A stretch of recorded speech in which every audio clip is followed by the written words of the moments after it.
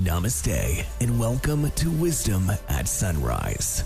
By developing stronger movement and mindfulness practices, we will find peace through chaos. Time to flow. Good morning. Today we are talking about physical freedom.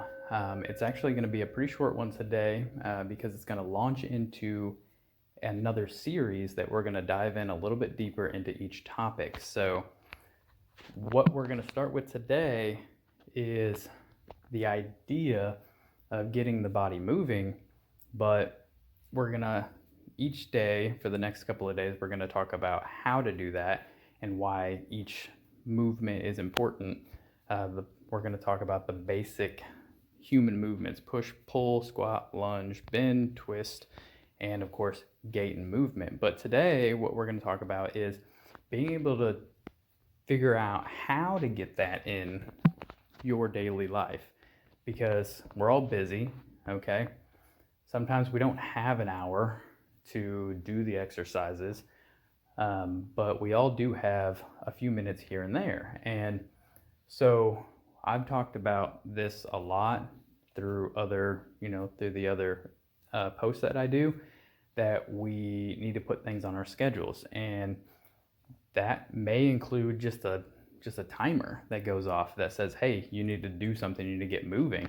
And maybe you do 2 to 5 minutes of something. Maybe that timer goes off and you do some squats right there, in your cubicle or right there at your desk.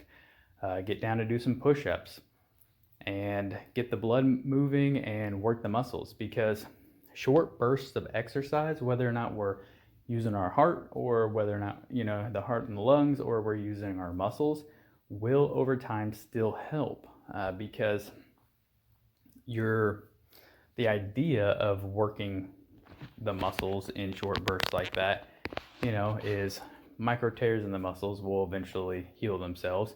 Is it as beneficial as, a full-blown workout when it comes to strengthening and things like that? Absolutely not. But if you literally don't have the time, these are the things that you can do. Other than that, I would recommend heavily that you use these 2 to 5 minute bursts for, cardiovascular health, and schedule a strength training routine. It doesn't have to be anything, daunting. 2 days a week will be sufficient. It's the recommended amount of time for strength training and things like that. Allows your body to recover, because what you're doing is tearing your muscles down so that they can rebuild and get stronger. So that is what we're going to talk about the next couple of days, is these different movements and why they're important, and maybe even a few different tidbits on how you can incorporate them in your day if you cannot put it on your schedule at all. And again, I would caution you to put yourself in that group, because we all have some time in the day that we could probably utilize maybe a little bit better. So that is it for today. If you have a comment, leave it, and I will see you tomorrow for the new series. Thanks for flowing with us.